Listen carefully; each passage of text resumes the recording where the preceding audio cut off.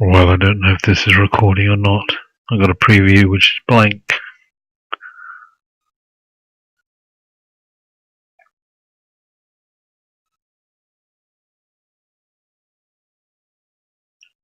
But what I'm trying to say is that 308, just over here, entered at 129 on the pound short to get a bit of a pullback, and ooh, there we go for profit.